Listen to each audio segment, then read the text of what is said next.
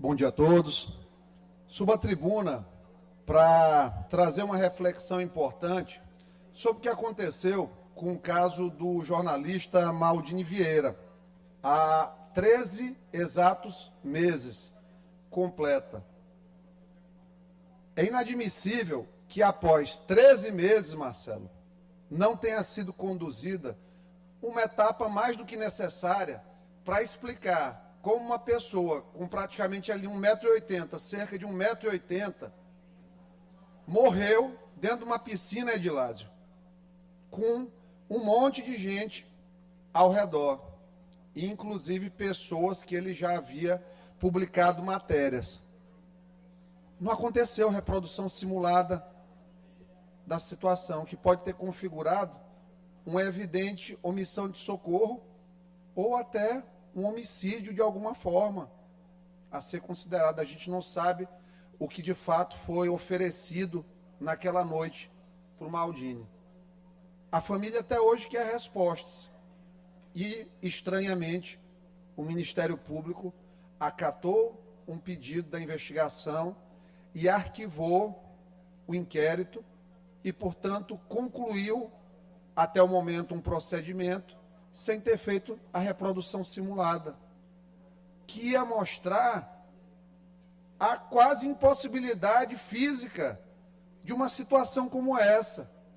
Uma pessoa de 1,80 m que não conseguiu ser resgatada por mais de 10 pessoas num local de uma piscina que tem, em média, 1,60 m de profundidade. Como é que isso aconteceu? 1,80 m, 1,60 m, um morto entregue à família por falta de socorro. Que foi isso que aconteceu? A causa mortes, está lá, o pulmão cheio de água. Não é verdade, Marcelo? Pulmão cheio de água. Afogamento numa piscina de 1,60 m. Com pessoas ao redor e ninguém respondeu por nada, absolutamente nada. Nem por omissão de socorro. É como se tivesse morrido alguém e não tivesse feito diferença nenhuma, a não ser para a sua família. Porque o Estado, instituição, aparelhamento,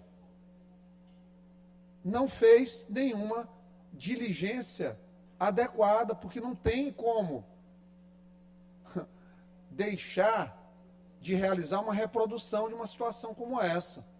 Então, eu subo à tribuna mais uma vez, não é a primeira vez, já é a terceira vez que eu subo, para que tanto as forças de segurança quanto o Ministério Público deem atenção que esse caso merece. Membros de imprensa são, muitas vezes, vítimas de agressão e, às vezes, homicídios. O Brasil, inclusive, é um dos países que mais tem casos relacionados a mortes de jornalistas. Por quê? Porque tem uma perseguição aqui grande a quem noticia os fatos. Então, volto aqui mais uma vez para pedir, principalmente em nome da família, mas também pela sociedade, pela imprensa, pela unidade da imprensa, que precisa se somar a isso, gente. Vocês não podem deixar o Marcelo sozinho nessa luta. Não podem. Porque um dia pode ser um de vocês, um de nós, que eu também, semana passada, recebi meu DRT. Então, a morte do Maldini não pode ficar em silêncio. Todos nós temos que nos somar à família de maneira solidária. Então fica aqui esse registro. Subi a tribuna aqui para falar um pouquinho, viu, Antônio? Meu presidente está ali entretido. Olha só como ele é bonito ali, entretido. Presidente, por favor, gostaria de ter sua atenção. Obrigado.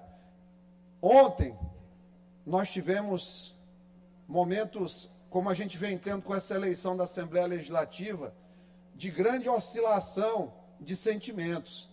nós fomos da vitória certa ao reinício dos trabalhos.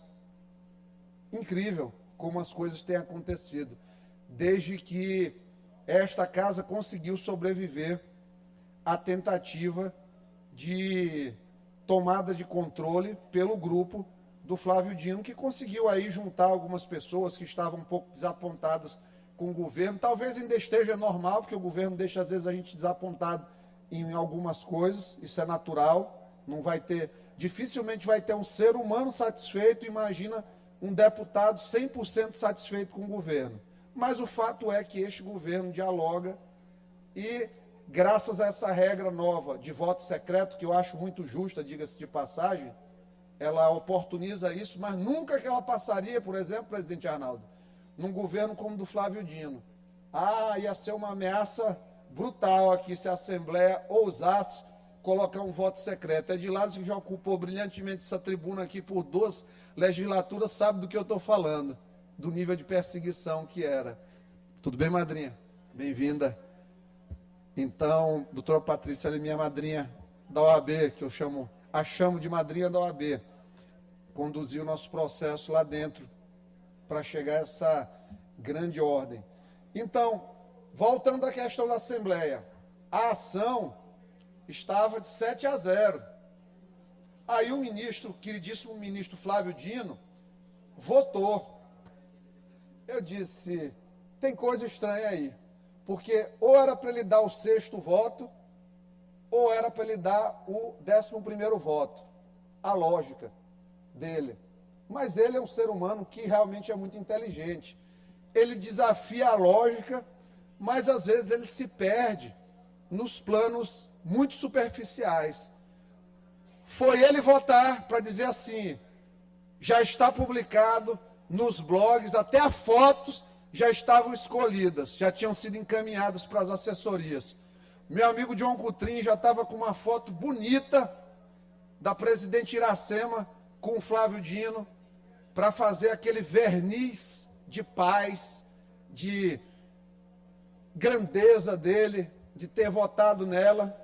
E, estranhamente, minutos depois, o ministro Fux, depois de 7-8 votos-0, pediu destaque, porque ele julgou que o tema, já extensivamente debatido no Supremo, alvo de vários debates, inclusive na imprensa nacional, que este tema tão difícil, ministro Fux, tão controverso, do critério da idade, que está na Constituição Federal para eleição de presidente, que não tem nenhum paralelismo com a eleição do Senado, isso já foi mostrado, referendado pelo voto da ministra Carmen Lúcia, pelos 2, 3, 4, 5 mil votos do ministro Alexandre de Moraes, e por outros ministros que convalidaram a tese,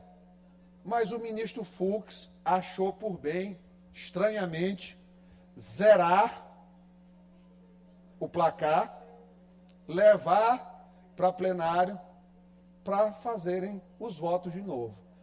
O que reside por detrás deste verniz espetacular? Obviamente, meu presidente, um modesto pedido, um modesto combinado lá dentro.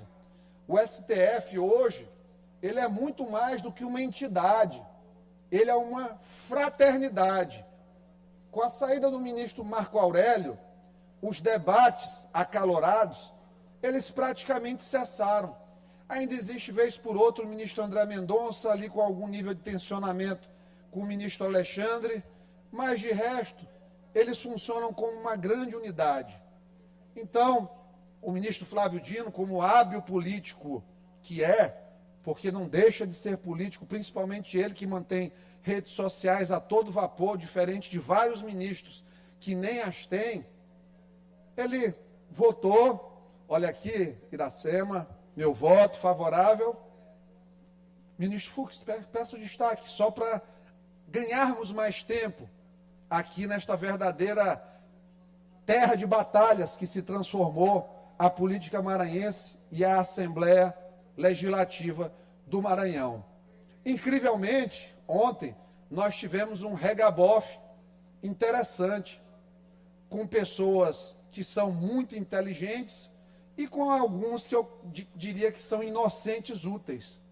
Foi servida, provavelmente, paella no almoço, porque tem lula, camarão, pedaços de galos domésticos, que não pode mais falar aquela palavra aqui na tribuna, porque senão eles pedem para tirar dos anais, mas os galos domésticos também vai na paella.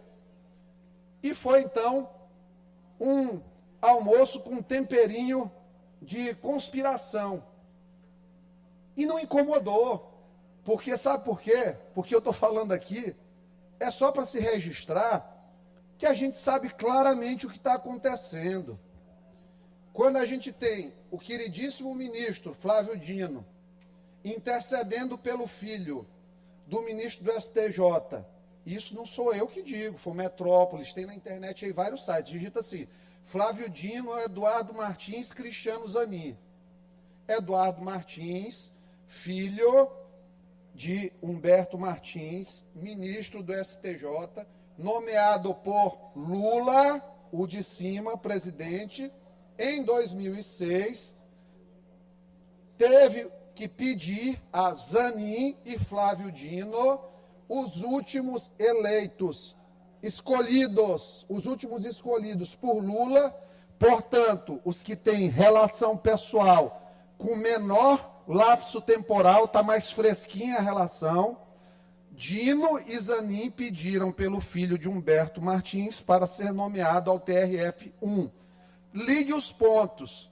Uma investigação que teve, que foi concluída, que já levou à condenação de um criminoso que já estava no complexo penitenciário, misteriosamente é pedido e atendido pelo ministro Humberto Martins para que suba de nível, que seja conduzido para a Polícia Federal, um presídio federal.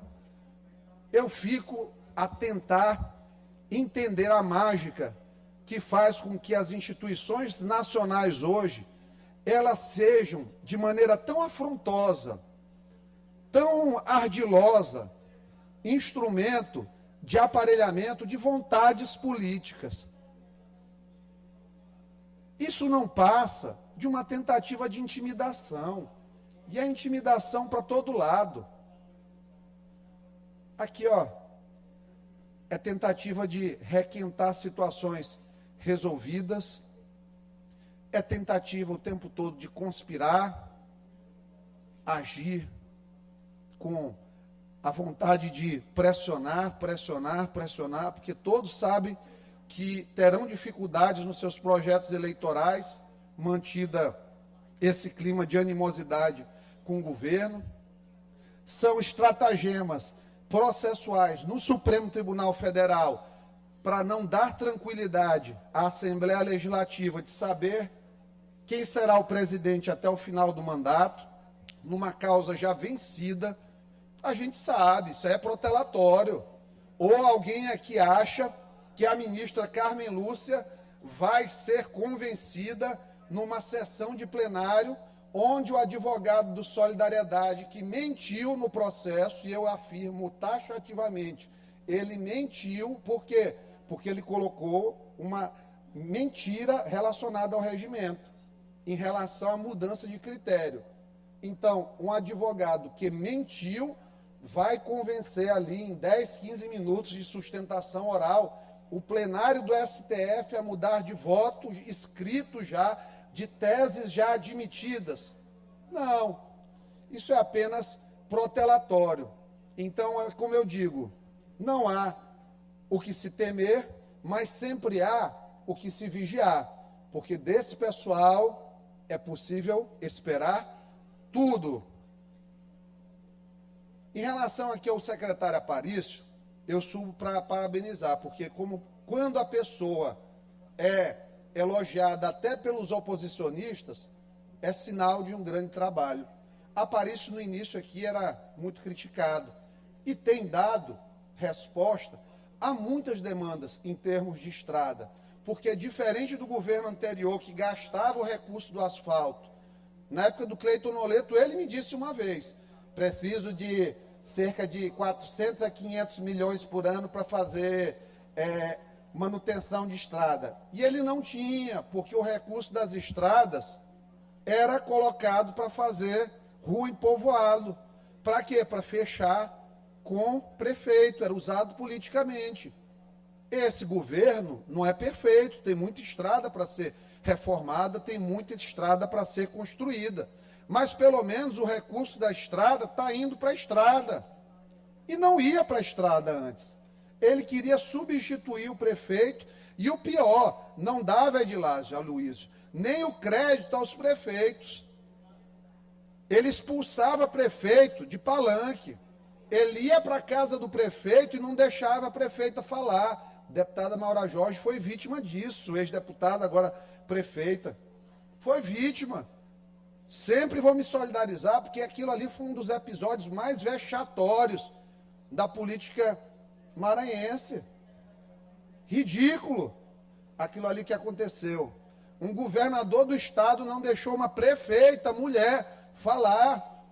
Mas para esse pessoal que é de esquerda, a moralidade é seletiva. Está aqui, a gente viu o deputado dizendo, agora temos um homem honrado governando o Maranhão. Essa semana passada, um homem honrado estava aí, provou que mentiu, a polícia mostrou que mentiu, e sexualizou uma deputada. Esse é o referencial de honra, Gilberto Leda, para esse pessoal? É esse o referencial? Caramba! Hein? Ericeira? Porra. Pedro? Clodoaldo, é um referencial de honra para esse pessoal. O cara chama a mulher de tudo que não presta, depois diz que não chamou, podia ter inventado que foi pelo menos um assessor, se tivesse 2 neurônios a mais, pedia desculpa e estava resolvida a situação, mas não fui eu. Aí a polícia pega lá e desmente. Há um exemplo de honra e o Brandão não presta. Pelo amor de Deus, ninguém é santo e ninguém é menino. Ninguém é santo e ninguém é menino nesse negócio. Infelizmente. Em relação a essa questão que ficam aqui o tempo todo de segurança pública, eu só faço um convite. Vamos chamar o pessoal da DEPOL aqui na Assembleia, Comissão de Segurança, eu faço essa provocação na tribuna para a Comissão de Segurança, para perguntar, chamar o pessoal da ADEPOL e perguntar qual governo tratou melhor a segurança e a categoria. É só isso. Quem eles responderem, eu vou passar a defender aqui na tribuna. Como eu já sei a resposta, e vocês também sabem a resposta, a gente vai seguir essa discussão sem mais polêmicas, porque isso aí já está estabelecido. É óbvio que a segurança ainda está muito ruim. É óbvio que este governo precisa ter muito mais mão pesada contra facções que hoje estão chegando aí dominando o interior. E eu falo isso aí, governador, está faltando mais mão pesada nisso aí. O comandante da PM, ele tem que se esforçar mais também. A tropa precisa de mais atenção. Semana passada a gente viu aí uma coisa que foi o desabrochar de muitos anos de violência institucional silenciada dentro da Polícia Militar. Mas dizer que está pior do que na época de Flávio Dino, com Jefferson Portela, como era tratado o comandante naquela época lá, o coronel Pedro Ribeiro, caramba, passou muita vergonha por conta de ser desautorizado perante a tropa pelo secretário de Segurança, gente. Então, vamos lá. É esse tititi, tchatchan, tchatchá, todo o tempo com essas caminhonetes aí que compraram, como se eles não adorassem caminhonete aqui. Todos, quando estiveram na mesa, adoravam caminhonete. Tem uns aí que até não devolveram. Ainda estão de caminhonete até hoje. Então, pelo amor de Deus, mais coerência. Mais coerência na coisa, precisa. o carro de uma Câmara de Vereadores vai ter serventia. E eu peço à população, se vocês olharem uma caminhonete dessa entrando no motel, sendo usada para levar a mulher para motel, ou o homem para motel, que agora a coisa está bem elástica também, não, a gente não sabe, né? Estiver entrando em motel, servir para qualquer coisa, espúria, por favor, me deixem saber, porque vou ser o primeiro a denunciar aqui o mau uso na tribuna. Mas, enquanto a caminhonete estiver sendo utilizada para servir a população, para pegar a Daniela, uma pessoa que precisa fazer um exame e levar para uma consulta, tirar ali de Pinheiro e levar para o ferribote, para pegar o ferry, quem não tem condição de pagar 20, 30, 40 reais na van. Enquanto as caminhonetes forem usadas para isso, elas vão ser muito úteis ao povo do Maranhão. Então, para quem está achando a caminhonete ruim, entregue a sua. Acho importante. Sobre ICMS, gente, pelo amor de Deus, é constrangedor. Ariston era 30,5% o ICMS do combustível, meu irmão. Era 1,50 que tu dava para o Estado, para cada litro que tu colocava dentro do teu carro. Imagina isso aí. Era duro, meu amigo. 1,50 há 3, 4 anos atrás. Direto, na veia, injetado aqui. Aí as pessoas sobem com números. A arrecadação do Estado aumentou. Claro que aumentou, subiu 1 ponto do ICMS. E, além disso, tem a chamada correção inflacionária. Se o Matheus vende o café a 10 e está vendendo a 40, é claro que o ICMS em cima disso vai aumentar, porque inflação aumenta a arrecadação. Por isso que inflação, em teoria econômica, é boa, até certo ponto, para os governos. Eles querem um limite de inflação. Até porque, se não tiver inflação, corre o risco de ter redução de arrecadação. Impostos no Brasil realmente são uma praga tributária. Mas a gente não pode esquecer de onde a gente veio. Nós viemos de um ICMS de 30,5%. O pobre do motoqueiro precisava pagar 1,50 em cada litro, Edilásio, que ele colocava na moto dele. Já foi muito duro, era muito pesado. E aqui a gente está, Diniz, para reviver e reavivar a memória das pessoas. Que às vezes eu sinto que há um surto coletivo. Alguma coisa talvez na água colocada, algum tipo de entorpecente na água, colocado aí seletivamente, porque não é possível a gente esquecer o que aconteceu há tão pouco tempo. Não é possível a gente esquecer da opressão que se tinha. Era inimaginável uma sessão da Assembleia, antes só tinha praticamente o Wellington aqui, contra, e eu parabenizo por isso. Hoje ele está mais tranquilo, ele está mais brandão aqui do que muitos do governo, mas era só ele praticamente, e eu às vezes que me rebelava, mas já era uma perseguição depois, era um para acertar. Tu vai virar oposição? Não, eu digo, não, é porque me incomoda que tem coisas que vocês fazem que não dá para ficar calado, gente. Mas não era um oposicionista mesmo. Mas, se o pessoal que elegeu o governador, que fez a campanha deles, que se elegeram com as estruturas, enquanto o governador estava no comando e deixou tudo do jeito que estava, ajudando a turma a se eleger, todo mundo aqui que hoje está contra o governador teve apoio do governador nas suas eleições. Aí eu não posso falar do Flávio Dino, que não me ajudou em nada, só me perseguiu na eleição. Ele e o fiel escudeiro Ricardo Garcia Capelli tem toda a legitimidade, não tem, presidente Antônio? Eu tenho, eu sinto que eu tenho. Então fica aqui a lembrança. Nós não podemos deixar de lembrar.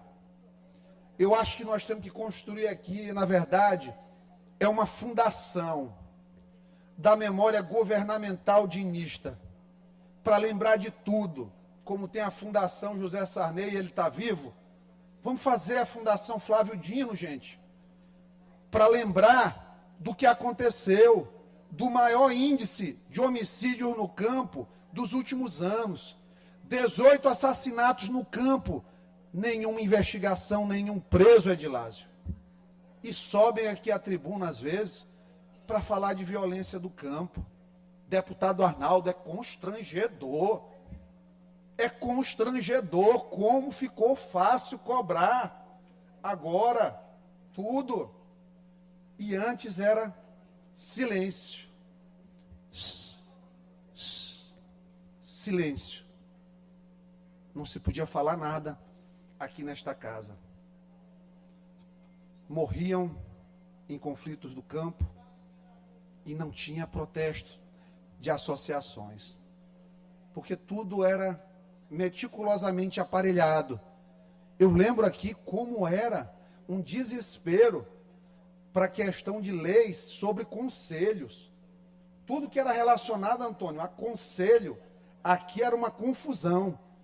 Tinha que vir, não, tem que ser desse jeito, não pode ter emenda, não pode mudar, não pode ter nada, porque já se tinham os conselheiros, todos aqui, ó, indicados. Esse governo, ele é tão bonzinho, ele convive tão bem com essa diversidade ideológica, que tem um monte de conselheiros aí da época do Flávio Dino que foram ficando.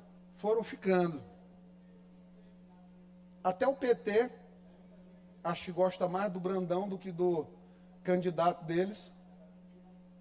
É um negócio engraçado, porque pelo menos aqui, ó, quando eu posso aqui dizer, ó, Brandão, a segurança não está boa, Brandão. Não deixe as facções tomarem de conta do Maranhão. Não perca, Brandão, a guerra para a criminalidade. Eu não vou ser repreendido por isso. Não vai ter emenda segura no Palácio por conta disso bem aqui. Agora eu duvido, se no governo anterior eu poderia dizer, Flávio Dino, você está perdendo a guerra para a criminalidade. Comece a agir. Todo mundo aqui até ri, né? Sabe como ia ser a reação. A reação ia ser poderosa. Então é só isso aqui. Às vezes as pessoas acham que eu sou governista demais para parecer independente, mas não é. É porque eu reconheço o melhor que cada pessoa e cada governo tem. E reconheço, inclusive, o valor dos meus adversários, que são adversários, mas não são, no coração não são inimigos. Eu juro, no fundo do coração, quem achar aí, tiver raiva de mim, tramar o mal contra mim, eu não perco um minuto quando eu saio dessa tribuna aqui para tramar o mal de ninguém. Tem muita coisa para fazer. Tem que atender paciente, tem que resolver problema de filho, tem um bando de coisa para fazer. Não perco um segundo. Dedico aqui à Assembleia e à disputa política o tempo de Assembleia que eu tenho. Então, para finalizar, fica esse convite à reflexão, o agradecimento aos tempos de democracia no Maranhão, que permitem, felizmente, que os oposicionistas da casa aqui subam à tribuna como verdadeiros leões, fortes, másculos, testosterônicos, androgênicos, e quando transitam para o território da grande imprensa, eles têm um comportamento mais felino, mais tranquilo, mais pacífico. Evitem palavras até como oposicionista. Não são, estão só alertando o governo que não escuta, que não nos ouve, que só se cercou dos que ele ouve. Então, fica esse convite e essa necessária reflexão, mas de maneira muito respeitosa. Juro por Deus. Eu sei que o meu jeito, às vezes, é um jeito que incomoda um pouco, porque posso ser um pouco insolente, às vezes, audacioso, mas não faço por maldade. Faço porque é como a vida me fez ser para sobreviver e vencer perante a ela. Muito obrigado.